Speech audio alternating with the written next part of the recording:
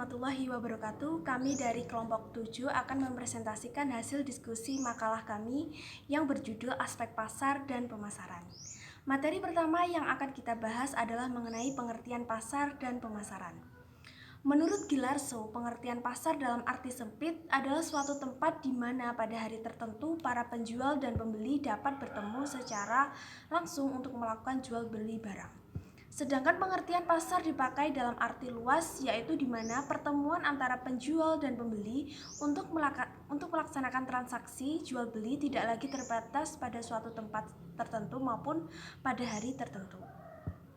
Kemudian pengertian pasar dapat diperluas lagi, yaitu terjadinya hubungan antara penjual dan pembeli baik secara langsung atau tatap muka maupun secara tidak langsung dalam melakukan transaksi jual beli barang atau jasa. Suatu tempat dapat kita katakan sebagai pasar jika memenuhi 3 kriteria utama. Yang pertama, ada calon penjual atau pembeli. Yang kedua, ada barang atau jasa yang diperjualbelikan. Dan yang ketiga, adanya proses tawar-menawar. Selanjutnya adalah pengertian pemasaran. Menurut Philip Kotler, pemasaran merupakan suatu proses sosial dan melalui proses tersebut individu dan kelompok memperoleh apa yang mereka butuhkan dan inginkan dengan cara menciptakan dan mempertukarkan produk atau nilai dengan individu dan kelompok lain. Pemasaran tidak hanya terbatas pada kegiatan penjualan dan promosi saja, melainkan dimulai sejak merencanakan produk yang akan dipasarkan sampai bagaimana cara pendistribusiannya. Namun demikian, dalam kenyataannya, meskipun para pelaku bisnis sudah tahu dan paham tentang arti pemasaran, masih sering kita temui mereka hanya menekankan pada beberapa aspek pemasaran saja. Kenyataan ini tidak terlepas pada orientasi mereka dalam melakukan pemasaran. Dengan kata lain, hal ini sangat tergantung pada falsafah pemasaran atau marketing filosofi yang mereka gunakan. Baik, materi selanjutnya adalah pentingnya analisis pasar. Banyak orang yang mengatakan bahwa analisa pasar merupakan salah satu bagian penting dalam manajemen pemasaran.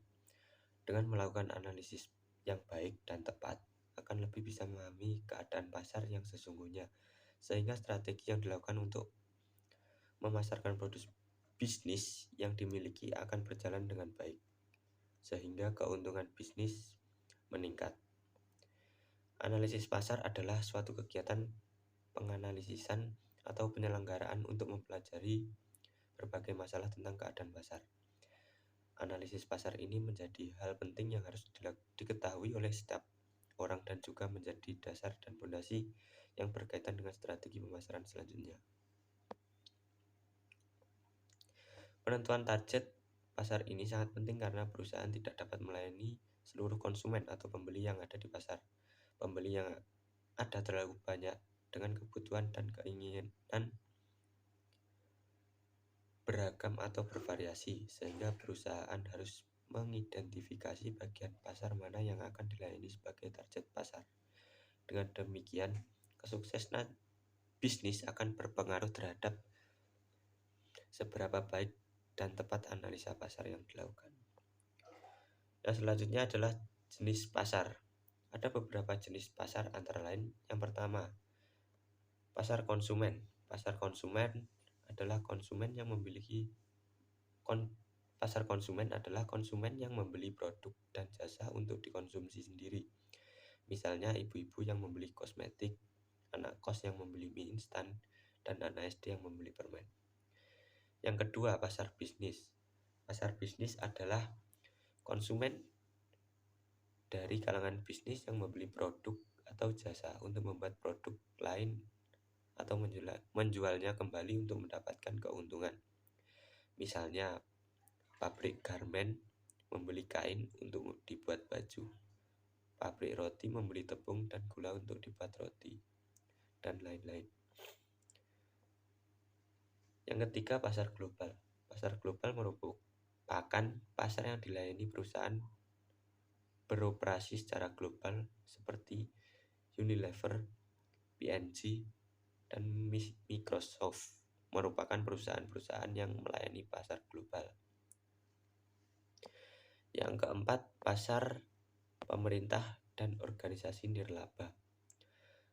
pasar pemerintah dan organisasi nirlaba merupakan konsumen dari organisasi pemerintahan, misalnya dinas di pemerintahan provinsi atau kabupaten, kementerian, serta organisasi nirlaba, antara lain sekolah, organisasi amal, LSM, rumah ibadah, dan lain-lain. Yang kelima, pasar persaingan sempurna. Persaingan sempurna merupakan struktur pasar yang paling ideal karena dianggap sistem pasar ini adalah struktur pasar yang akan menjamin terwujudnya kegiatan memproduksi barang atau jasa yang tinggi efisiensinya. Pasar persaingan sempurna muncul karena adanya prinsip-prinsip sebagai berikut. Yang pertama, tidak ada satu penjual tunggal yang mempunyai sumber cukup banyak untuk dapat mempengaruhi harga di pasar. Yang kedua, sumber variabel mempunyai mobilitas yang tinggi untuk berbagai harga pasar dan penggunaannya relatif fleksibel. Karena prinsip-prinsip tersebut, maka pasar persaingan sempurna akan dipenuhi dengan syarat sebagai berikut. Yang pertama, jumlah produsen di mana volume produksi hanya bagian kecil dari total volume transaksi pasar, sehingga dengan kata lain secara individual tidak mempengaruhi harga pasar atau baik produsen maupun konsumen bertindak sebagai price taker atau penerima harga. Yang kedua, produk homogen. Yang ketiga, setiap produsen maupun konsumen tahu informasi pasar. Yang keempat, bentuk kurva permintaan horizontal karena tidak terdapat perubahan harga berapapun jumlah barang yang akan diminta oleh konsumen atau ditawarkan oleh produsen. Yang kelima, untuk mencapai keuntungan maksimum pada suatu perusahaan adalah dengan melihat besar volume output yang dihasilkan. Dalam persaingan sempurna terdapat dua keseimbangan, yaitu keseimbangan produsen secara individual akan tercapai apabila keuntungan perusahaan maksimum, dan equilibrium pasar apabila semua perusahaan dalam posisi equilibrium. Pasar persaingan sempurna dibagi menjadi dua, yaitu yang pertama, jangka pendek dengan asumsi setiap produsen tidak bisa menambah kapasitas produksinya dan tidak ada produsen baru keluar atau masuk ke dalam pasar. Yang kedua, jangka panjang dengan asumsi dimungkinkan adanya perluasan kapasitas produksi. Ciri-ciri pasar persaingan sempurna adalah perusahaan sebagai pengambil harga. Setiap perusahaan mudah keluar atau masuk menghasilkan barang serupa. Terdapat perusahaan di pasar pembeli mempunyai pengetahuan yang sempurna mengenai pasar. Baik, yang keenam adalah pasar persaingan tidak sempurna. Pasar persaingan tidak sempurna merupakan pasar yang terdiri dari sedikit penjual namun banyak pembeli. Pada pasar tersebut, para penjual dapat menentukan harga barang. Barang yang diperjualbelikan tersebut mempunyai jenis barang yang berbeda dan terdapat jenis barang-barang. Pasar persaingan tidak sempurna terdiri dari beberapa macam, antara lain sebagai berikut. Itu yang pertama, pasar monopoli. Monopoli secara harfiah berarti di pasar hanya ada satu penjual. Frank Fisher menjelaskan kekuatan monopoli sebagai the ability to act in unconstrained way, kemampuan bertindak dalam menentukan harga dengan cara sendiri. Dalam Islam, keberadaan satu penjual di pasar atau tidak adanya pesaing atau kecilnya persaingan pasar bukanlah suatu hal yang terlarang. Siapapun boleh berdagang tanpa peduli apakah dia satu-satunya penjual atau ada penjual lain. Jadi monopoli dalam artian harfiah boleh-boleh saja, akan tetapi siapapun tidak boleh melakukan ikhtiar. Islam tidak membolehkan pembentukan atau penguasaan monopoli bersifat pribadi yang kemungkinan merugikan bagi masyarakat. Ciri-ciri pasar monopoli yaitu yang pertama, produsen sebagai price maker. Yang kedua, permintaan pasar merupakan bentuk dari permintaan perusahaan. Yang ketiga, marginal revenue lebih rendah daripada average-nya. Yang keempat, MR berslope negatif.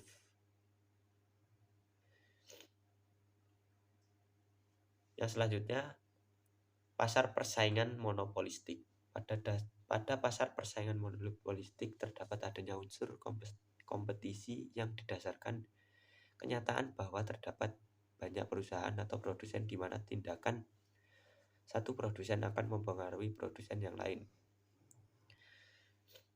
Ciri-ciri persaingan monopolistik. Yang pertama, terdapat banyak perusahaan dalam industri tersebut.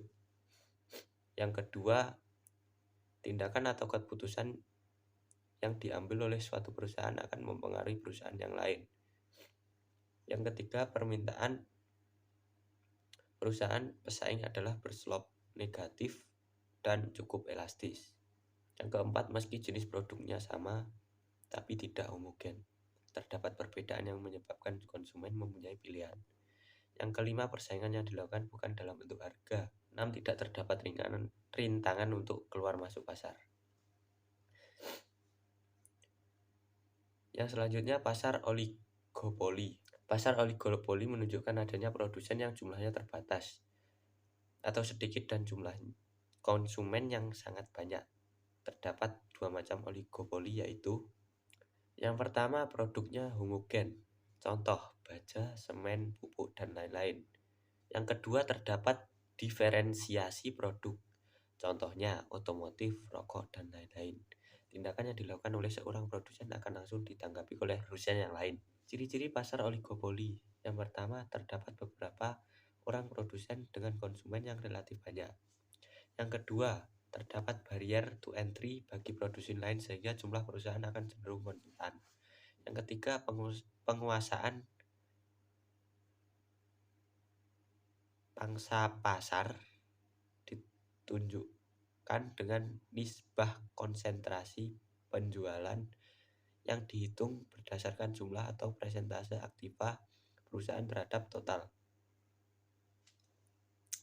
aktiva pasar. Yang keempat, perang harga merupakan unsur yang sangat dihindari karena akan menimbulkan kerusakan secara massal dalam pasar oligopoli. Yang kelima, perusahaan yang tidak mampu bersaing akan cenderung melakukan merger dengan perusahaan yang kuat. Yang keenam, inovasi dan penguasaan terhadap teknologi merupakan unsur yang penting dalam kemajuan perusahaan. Materi yang ketiga adalah metode dan strategi pemasaran. Dalam menentukan serta mendapatkan usaha yang memuaskan, dibutuhkan strategi pemasaran yang sesuai. Berikut merupakan strategi pemasaran. Yang pertama, sistem komunikasi pemasaran. Yang kedua adalah promosi. Yang ketiga adalah promotional mix. Yang pertama adalah sistem komunikasi pemasaran. Komunikasi pemasaran merupakan pertukaran informasi dua arah antar pihak-pihak dan lembaga-lembaga yang terkait dalam pemasaran. Yang kedua adalah promosi. Promosi dapat dilakukan berupa usaha-usaha untuk menciptakan kesadaran pada konsumen. Yang ketiga adalah promotional mix. Promotional mix adalah kombinasi strategi yang paling baik dari variabel-variabel periklanan, personal selling, dan alat-alat promosi yang lain, dan semuanya direncanakan untuk mencapai program penjualan. Yang pertama adalah jenis produk, yang kedua adalah tahap-tahap dalam siklus kehidupan barang. Dalam strategi pemasaran ada 3 faktor utama yang menyebabkan terjadinya perubahan strategi dalam pemasaran, yaitu daur hidup produk, posisi persaingan perusahaan di pasar, situasi ekonomi.